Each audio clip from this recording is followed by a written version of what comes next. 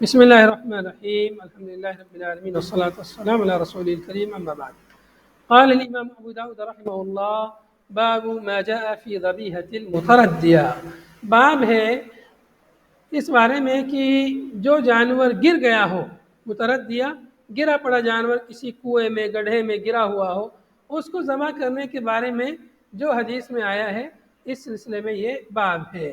یعنی کوئی جانور کنویں وغیرہ میں نیچے گر گیا ہے، اس کی گردن نیچے ہے، اب وہ پھنس گیا، نکال نہیں پا رہے، وہ مر جائے گا، تو اس کو کیسے ذبح کریں، اس بارے میں یہ باب ہے۔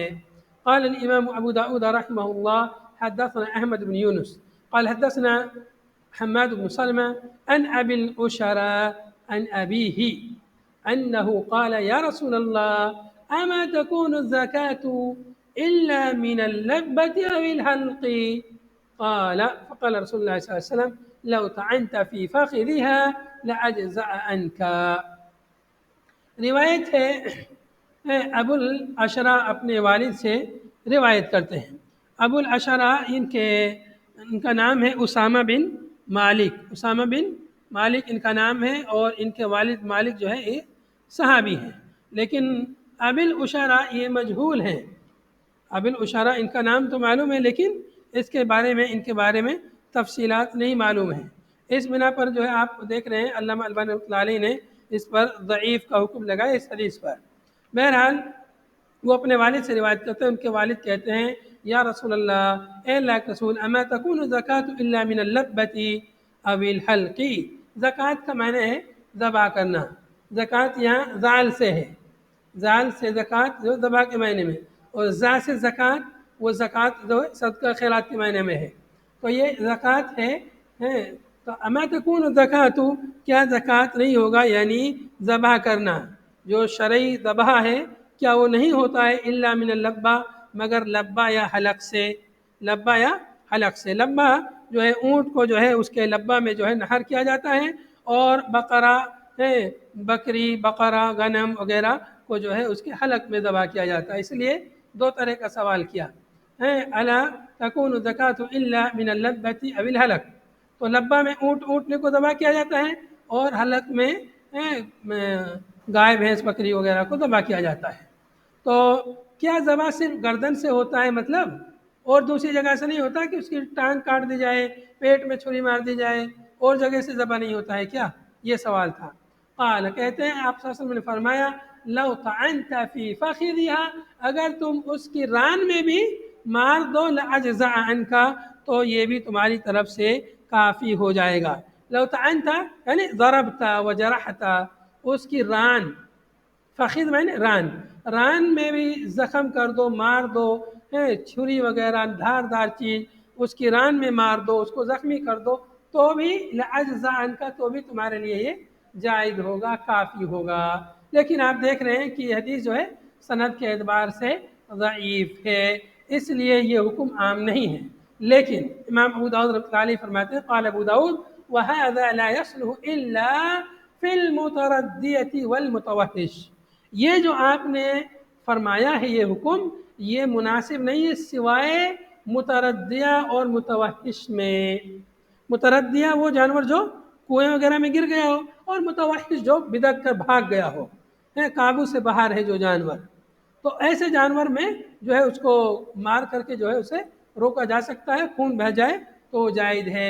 تو یہ جو حکم امام ابو داؤد نے ذکر کیا ہے اور اس حدیث سے استدلال کیا ہے، تو اس کے لیے وہ حدیثیں بھی اس کی موافقت میں ہیں جو احادیث سید یعنی شکار کے بارے میں جو حدیثیں ہیں، یعنی شکار کے بارے میں آگے حدیثیں آ رہی ہیں کہ اگر کوئی شخص جانور کو شکار کرتا ہے، اس کو تیر مارتا ہے، اس کے جسم میں کہیں بھی لگ جاتی ہے، لیکن بسم اللہ پڑھ کے تیر مارتا ہے اور خون بہہ جاتا ہے، تو یہ جائز ہے اس جانور، اور وہ مر جائے، اس کی گردن آپ نے گردن پہ ذبح نہیں کیا ہے، کہیں بھی جسم میں لگا، خون بہہ گیا، بسم اللہ پڑھ کے تیر مارا تھا، اور وہ جانور گر گیا، مر گیا، تو جائز ہے۔ تو جس طرح سے شکار کیا ہوا جانور حلال ہوتا ہے، تو ایسے ہی یہ جانور بھی مجبوری کے تحت یہ بھاگ گیا، بدک گیا، تو یہ بھی شکار کے حکم میں ہے، تو اس کو بھی اگر کوئی شخص جو ہے تیر مار کر کے اس کو زخمی کر کے روک دیتا ہے اور اسے کھانا چاہتا ہے تو کھا سکتا ہے. یا کوئی جانور نیچے کنویں میں گر گیا، نکل نہیں رہا ہے،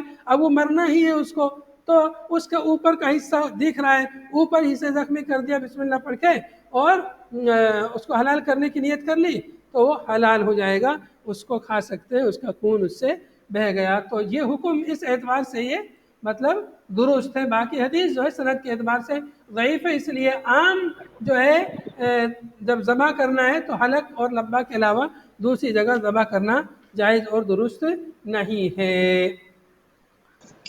شک مجہول راوی کا نام اسامہ بن یہ ابو العشرہ ہیں جو ان کی کنیت ہے، یہ مجہول راوی ہیں، ان کا نام جو ہے اسامہ بن مالک جو ہے ذکر کیا ہے.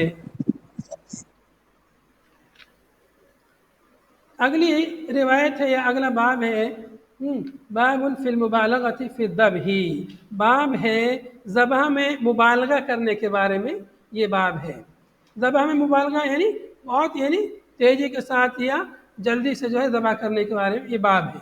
قال الامام ابو داود رحمه الله حدثنا حناد بن السري والحسن بن عيسى مولى ابن المبارك عن ابن المبارك عن معمر عن عمرو بن عبد الله عن إكرمة عن ابن عباس رضي الله عنهما زاد ابن عيسى وأبي هريرة قال نهى رسول الله صلى الله عليه وسلم عن شریطۃ الشیطان. یہ روایت ہے حضرت ابن عباس رضی اللہ عنہما اور حضرت ابو ہریرہ رضی اللہ عنہ سے. یہاں آپ دیکھ رہے ہیں زاد ابن عیسیٰ، ابن عیسیٰ نے زیادہ بیان کیا. ابن عیسیٰ سے مراد کون ہے؟ حسن ابن عیسیٰ. یہاں پر جو سند میں اوپر آئے ہیں حسن ابن عیسیٰ. تو چونکہ اس حدیث کو امام صاحب نے حناد بن سری اور حسن بن عیسیٰ سے روایت کیا ہے، دو استادوں سے روایت کیا ہے، تو حسن بن عیسیٰ نے اس حدیث کو ابن عباس اور ابو ہریرہ دونوں سے روایت کیا ہے، حناد بن سری نے صرف ابن عباس سے روایت کیا ہے. تو بہرحال قال یہ دونوں کہتے ہیں، دونوں یعنی ابن عباس اور ابو ہریرہ دونوں کہتے ہیں نہا رسول اللہ صلی اللہ علیہ وسلم عن شریطۃ الشیطان، کہ رسول اللہ صلی اللہ علیہ وسلم نے شریطہ شیطان سے منع فرمایا ہے. شریطہ شیطان کیا ہے؟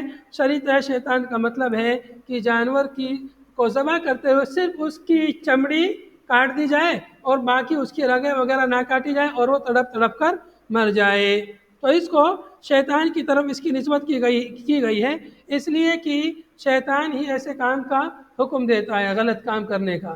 چونکہ جانور کو اس طرح تڑپتے ہوئے چھوڑ دینا تو یہ اس کو تکلیف میں ڈالنا ہے، تو یہ چیز غلط ہے. یہ ذبیحہ کے ساتھ احسان نہیں ہے، جیسا کہ دوسری حدیث میں پیچھے گزر چکا ہے کہ جب تم ذبح کرو تو ذبح کرنے میں بھی احسان سے کام لو، احسان کرو، یعنی جانور کو زیادہ تکلیف نہ پہنچاؤ. تو اللہ کے رسول صلی اللہ علیہ وسلم نے شریطہ شیطان سے منع فرمایا. تو شریطہ کیا ہے؟ الذبیحہ التی لا تنقطع اوداجها ولا یستقصى ذبحها، وہ جانور جس کی اوداج رگوں کو نہ کاٹا جائے، صرف اس کی چمڑی اوپر سے کاٹ کر چھوڑ دی جائے، تو یہ شریطہ ہے. اس سے اللہ کے رسول صلی اللہ علیہ وسلم نے منع فرمایا. زاد ابن عیسیٰ فی حدیث، ابن عیسیٰ نے اپنی حدیث میں یہ لفظ زیادہ ذکر کیا ہے، وہی التی تذبح فیقطع الجلد ولا تفرع الاوداج ثم تترك حتى تموت. ابن عیسیٰ کی حدیث میں یہ لفظ زیادہ ہے، وہیہ کی ضمیر شریطہ کی طرف لوٹ رہی ہے. آپ کیا نہیں ہے کیا؟ وہی التی تذبح فیقطع الجلد، وہیہ یعنی شریطہ کیا ہے؟ شریطہ شیطان یہ وہ جانور ہے جس کو ذبح کیا جائے، فیقطع الجلد اس کی جلد اس کا چمڑا کاٹ دیا جائے، ولا تفرع الاوداج اور اس کی اوداج اس کی رگیں نہ کاٹی جائیں، ثم تترک پھر اسے چھوڑ دیا جائے، حتی تموت یہاں تک کہ وہ مر جائے.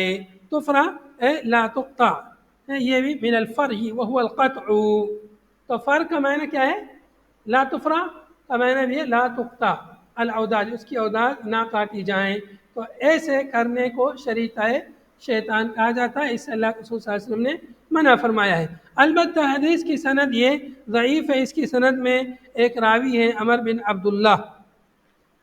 عبداللہ ایک راوی ہیں جو صدوق ہیں اور متکلم فی راوی ہیں.